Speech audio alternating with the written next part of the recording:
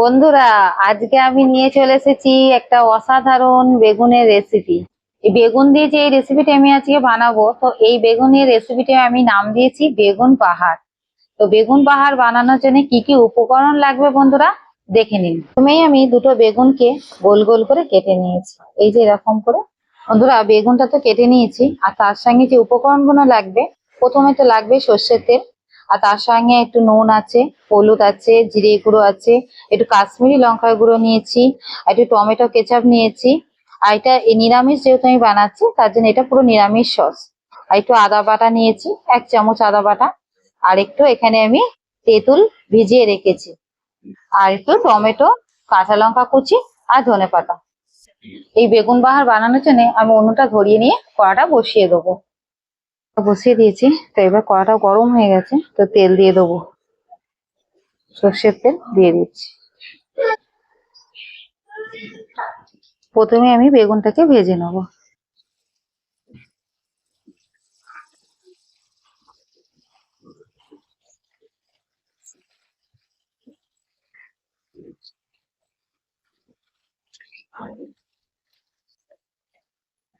বন্ধুরা, বেগুনে একটু নুন দিয়ে দেবো, আর একটু হলুদ। বন্ধুরা, এক পিঠ উল্টে দেবো।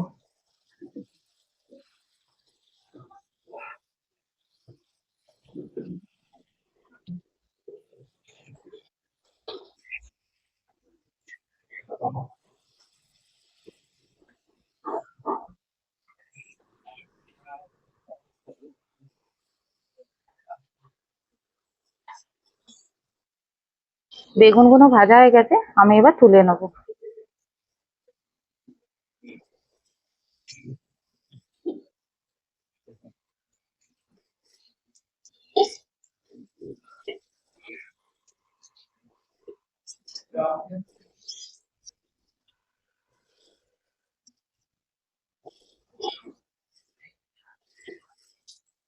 আবার একটু তেল দেবো, অল্প একটুখানি তেল আছে, তার একটু তেল লাগবে।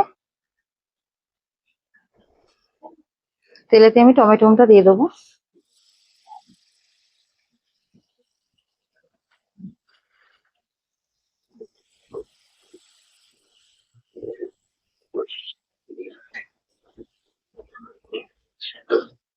বন্ধুরা, টমেটোটা তেলেতে একটু হালকা করে আমি ভেজে নিচ্ছি।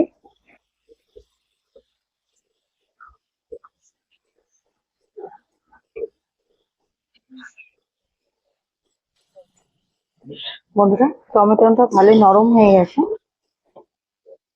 এবার একটু নুন দিয়ে দেবো।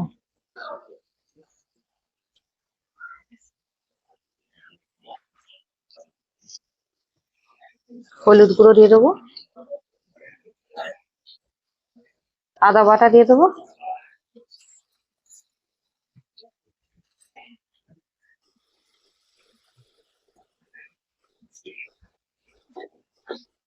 বন্ধুরা, এই আদাটা দিয়েছি, আদাটা দিয়ে একটু ভালো করে নাড়িয়ে চাড়িয়ে নিচ্ছি।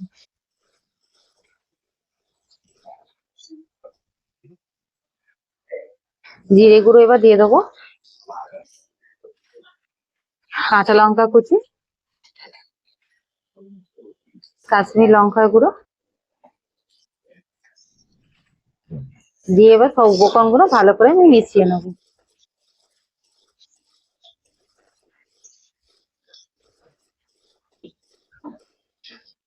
বন্ধুরা, মশলাটা কষা হয়ে গেছে, এবার আমি যে টমেটো সস নিয়েছি, এবার এটা দিয়ে দেবো।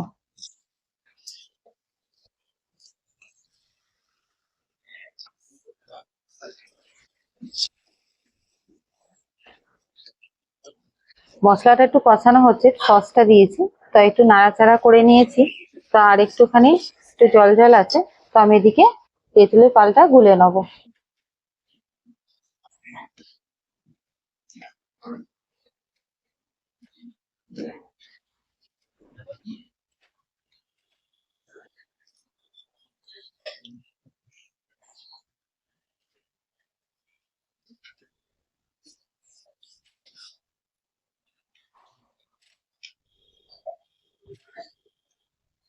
তেঁতুলের পালটা এবার আমি দিয়ে দেবো।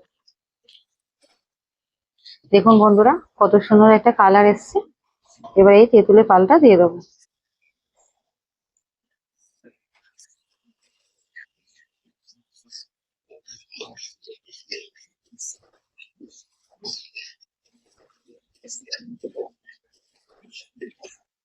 তেঁতুলের পালটা দিয়েছি, তো আর একটু জল লাগবে, তার একটু জল আমি দিয়ে দেবো। খুব অল্প পরিমাণেই জলটা লাগবে, কারণ এটা তো খুব বেশি ঝোল ঝোল হলে ভাল লাগবে না। দেখুন বন্ধুরা, ঝোলটা ফুটছে, তো আমি এবার ধনেপাতাটা দিয়ে দেবো।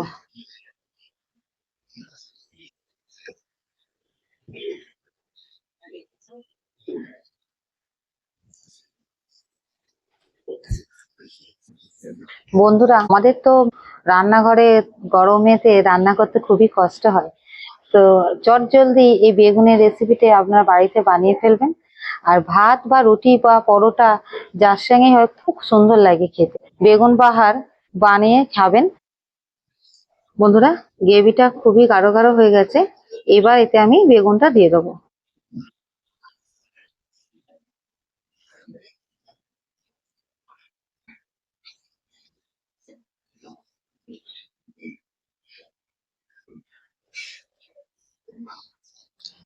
বন্ধুরা, বেগুন বাহারটা একদম রেডি হয়ে গেছে, আমি এবার নামিয়ে নেবো।